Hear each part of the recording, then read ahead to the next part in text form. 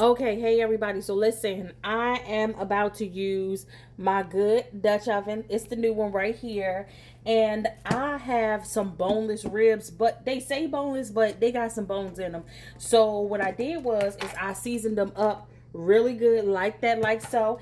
And then I'm going to go ahead and add a little bit of oil in here. And I already cut up some potatoes because what I want to do, this is olive oil.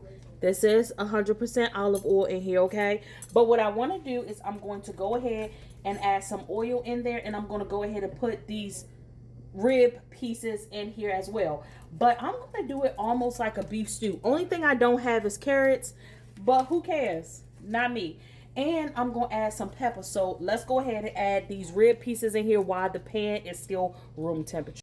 Now, one of the things that I'm learning about this particular pan is if you do it while it's too hot, it will cause a lot of your stuff to burn.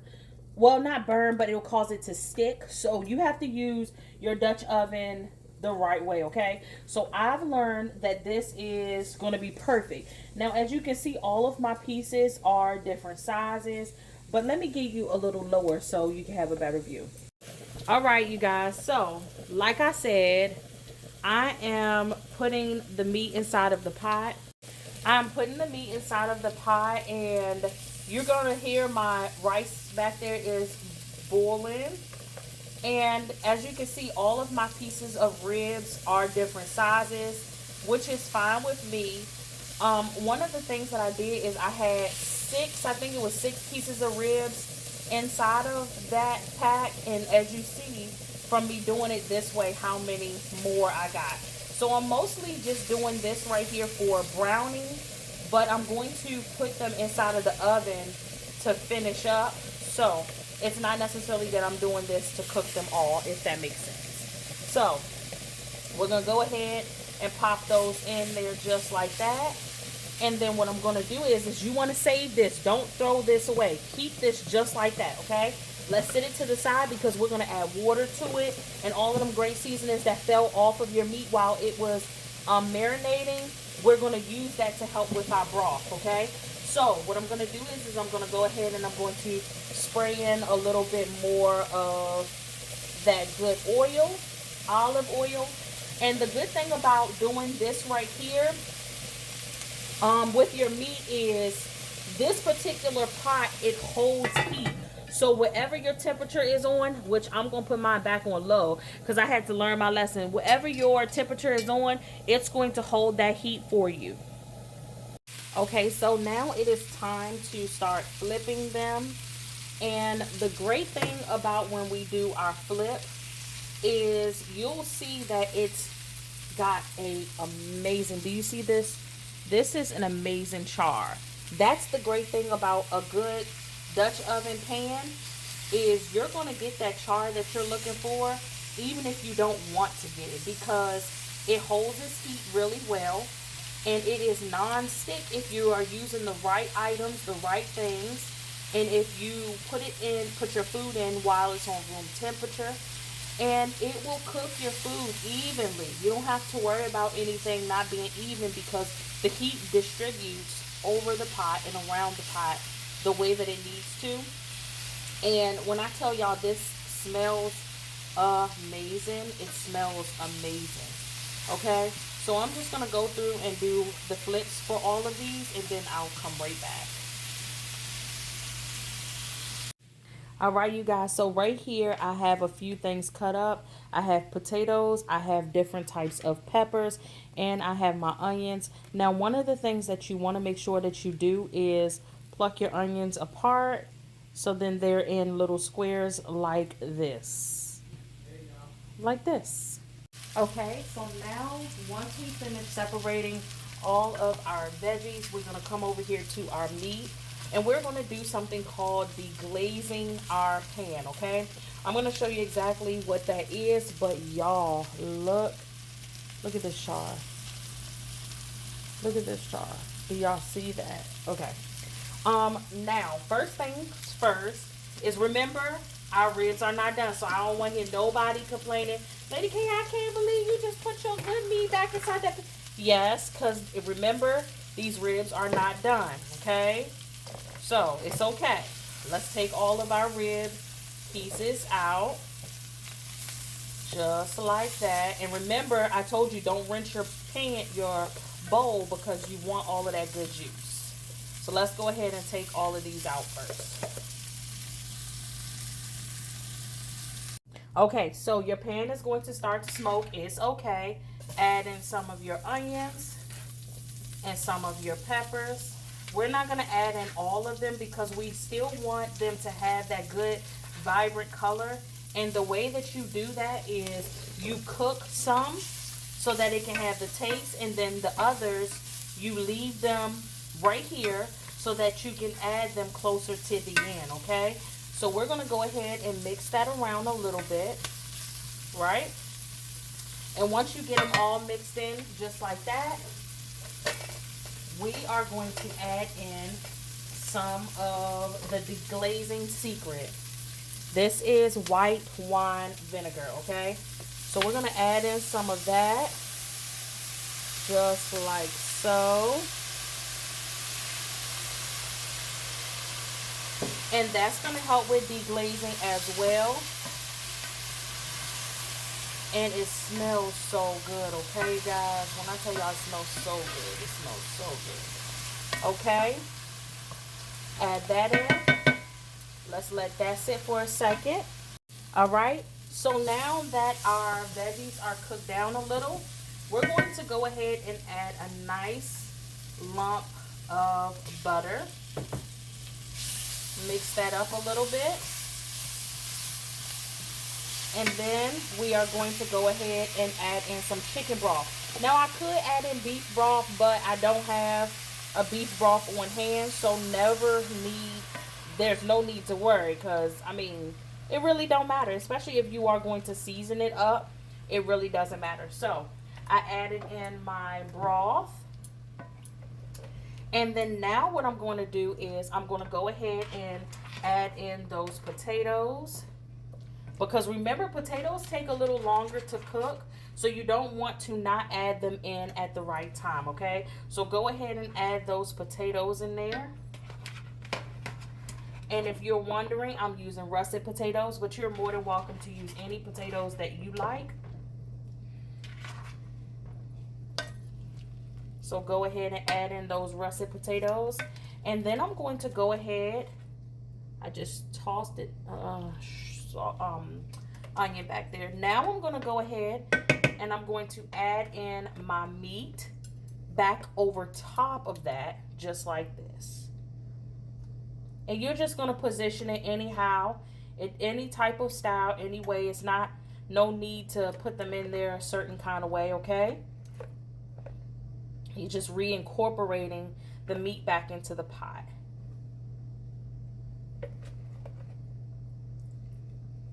Just like that.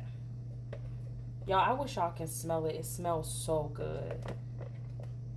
And this is definitely one of those meals that you can make during the summer, during the fall, during the winter. I mean, some people feel like stews and stuff are best in the fall or best in the winter. That's not always true. It's what you crave for, you make, okay? So then what I'm going to do is I'm going to go ahead and add some steaming hot water to this right here. Once you add that water, you see that it is steaming. Give this a little swirl like that. And then we're just going to pour it right over top of our stew.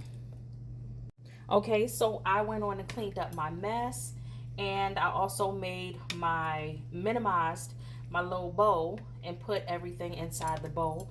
So I'm going to give this a mix just like that, because I want everything to be all incorporated really well. Okay, so now I'm going to go ahead and add in my beef stew mix. Now what I love about this particular mix is it's going to help give it more of a gravy consistency, but it's also going to help with even more seasoning. Yes, I did season up the beef really good, but I also wanted to still add in this seasoning package as well, because it's going to help with giving that broth that's in here even more of a beefier taste, because remember, I use chicken. Now if you decide to use a beef broth, instead of a chicken broth, you don't have to use the beef stew package. You can actually create a slurry by using some starch and some hot water and some beef broth, or you can use beef powder, what have you, and then you don't have to use this beef stew packet. It is all your preference, and it'll do the same exact thing. But I had these on hand, so I said I'm gonna go ahead and use them. Okay, so go ahead and give that a good little mix, just like that, and make sure that you try to submerge everything as much as you can. I'm gonna go ahead and add the rest and give that another little mix. This smells so good, you guys. So good. Just like that.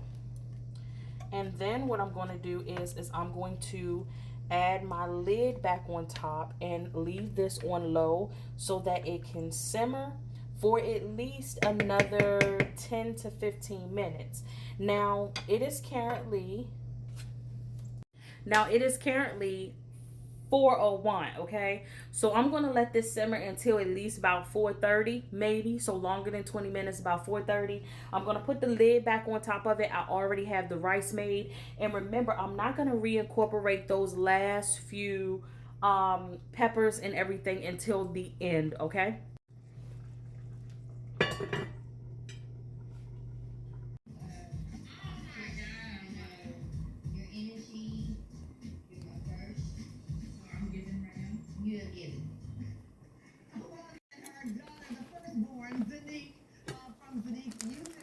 Joining the conversation now is the matriarch of the family, tiny mother, Denise's grandmother, Diane. Welcome to the show. First of all, thank you for joining. I know you said you were a great talker on the phone, but not in front of the audience. I'm nervous. You're nervous. Yes. That surprises me because usually when you're this strong, it has to come from some space, and it had to come from you a little bit now. So, what did you think of her opening up that tiny toddler's door? Oh, that is so good. I was stunned by how early it was in her career that you gave her permission to kind of be this bird to get out there and fly. You put her in modeling and all these. Okay, you guys, like always, I always take a little cup to my husband, and he said it tastes amazing, okay? So now at this point, you want to go ahead and put in that last little bit of veggies. Turn your burner off. Give that a mix. And we are going to serve it over some white rice, and I'll show you the end result. Sometimes hundreds of thousands of dollars. And they did it without going to court. That's because there's money already set aside for accidents like these. For example, Stacy didn't think her accident was a big deal, but after checking, she ended up receiving $90,000. Oh my God!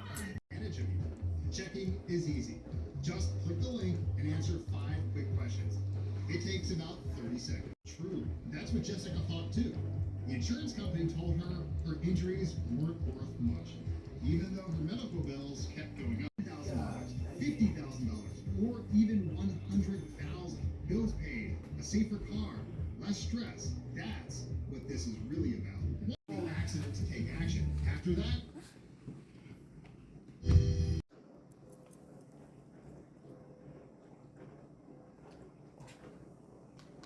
Okay, you guys, I got my hormone balance tea. Y'all know about this. I'll link it below so then you don't got to worry.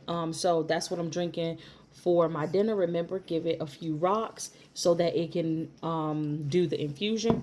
And then I have my, y'all, these are beef ribs, beef ribs, beef boneless ribs. So tonight, I think, I don't even remember what I called the meal. But you see it, okay? If you add your peppers and onions at the end, like I showed you, you'll be able to still get that color. My husband said it is really good. I'm sure it is really filling because it also has those potatoes in it. So I'm going to take my first bite with you guys. I have my rice at the bottom, just like that. Deani literally got rice and one piece of rib because she had a pizza earlier. So, baby, did we pray? I did. Oh, my husband prayed. Okay. So, here is the first scoop. Do I? Mm-hmm. Mm-hmm. It was getting in the way. No, no, finish. That's the only bone I got. Mm-hmm. I only got one. I Mm-hmm. don't got no bones.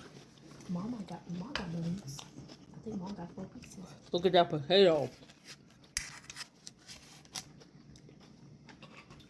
You clean that bone like chicken. According to centuries-old beliefs in Africa, albinos are the first living beings. And if they are And here's a piece of meat. born with birth, and then consumed in combination Oh my gosh, y'all. we can heal diseases that even If you interested, go ahead. Try this recipe because I'm sure it will be a favorite in your household and a group favorite. And Deani thought it was oxtails. Hint, hint.